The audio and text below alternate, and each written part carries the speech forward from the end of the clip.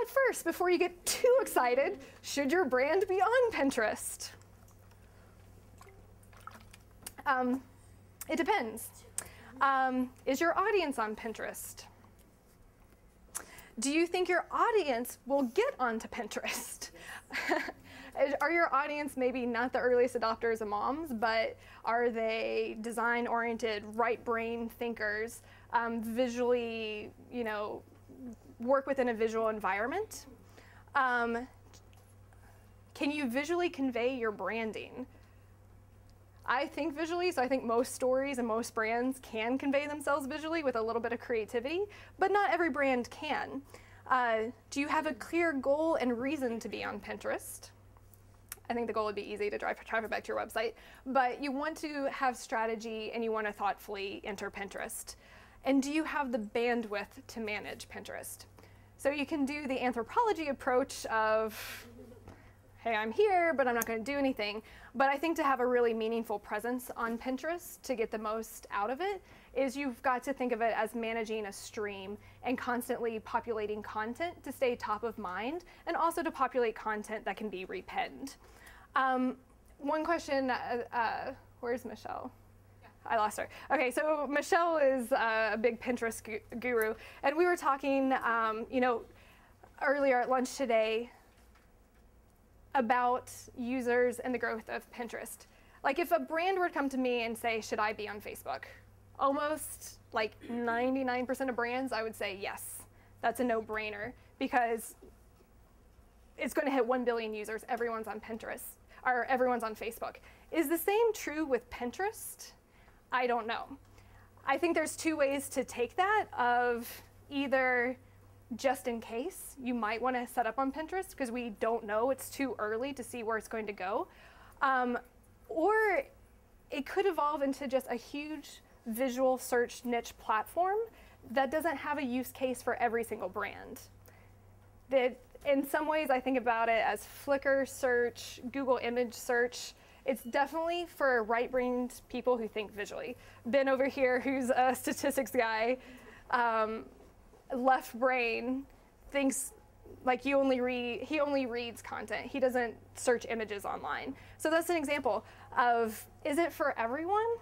I don't know. Will everyone use Pinterest? I don't know. But it's a question that will be interesting to see the answer. What can you do? And I'm sorry to throw all these on one slide. Get to know pin etiquette. That's on the website. There's a lot written about pin etiquette. Get to know it. Pin from various sources. Don't just link everything back to your website. Pin YouTube videos. Right now you can't pin Vimeo and a lot of other video content, but that's a really fun way to spice up a board by adding video to it. I've said this a couple times, thoughtfully and strategically pin. And also remember, people can repin items without following you. So again, that follower count isn't as important. And then people can follow individual boards in addition to your whole account. So thinking from that, if you, and this is a bandwidth hat too, if you have 20 boards, but you're only updating one, that's a big missed opportunity for the follower who's only following board number 19. You're not showing up in their stream and you're not staying top of mind with them at all because you're concentrating on one board. So when you're thinking about your pin strategy, think about every board because some followers are only following boards and not your entire account. Cross-promote pins on Facebook and Twitter to drive, and this is just like any social media thing, you want to cross-promote. Let your Facebook fans, your Twitter followers know you're on Pinterest and vice versa. Distribute content on Pinterest like blog photos. Categorize and add clear descriptions for SEO. Participate in the community. Don't just publish repin. It's very much a community site. Repin other pins. That's a great way if I repin, I don't know, West Elm, or no, if West Elm repins one of my personal pins, I get that notification, hey, West Elm repinned something.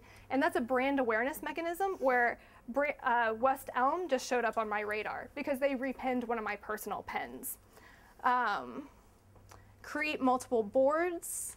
I would advise you not to create just one board, but if you're, go for quality over quantity regardless on Pinterest. But you do have a lot of opportunity to do a lot of cool themed boards. So, you know, take advantage of that and play and have fun and play with it.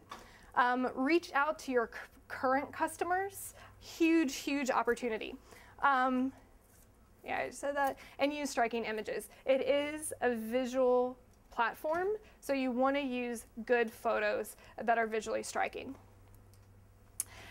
Some potential for Pinterest, as it is a very young site. Search can definitely be improved. There's no insights right now. There's no brand pages. There's been a lot written that brands are on the back burner because they show up on People search and they're 3 down.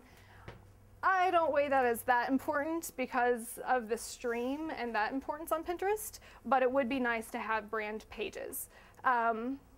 There's no recommended pins based on activity. So while the boards on Pinterest are very personal to you, and you're opting in and using that user permission-based system to follow boards and follow brands, there's no algorithm or anything that personalizes your Pinterest experience and the stream beyond you following certain people that you want to follow. There's no customization like the news feed on Facebook where actually things are recommended to you based on your activity on Pinterest. Will that come? I don't know. Activity. Past boards or past pins that you edit, I don't think that that activity doesn't get broadcasted. Video and images. Facebook right now, you can't pin photos that are on Facebook. And I think as far as I know, there's only YouTube videos that actually play within Pinterest. And an API, I think, is in the near future. Here's a tweet from one of their developers that API beta users, you know, can fill out this form. So I think that's coming in the near future. And I think when that does come, we're going to see a plethora of other ways to use Pinterest.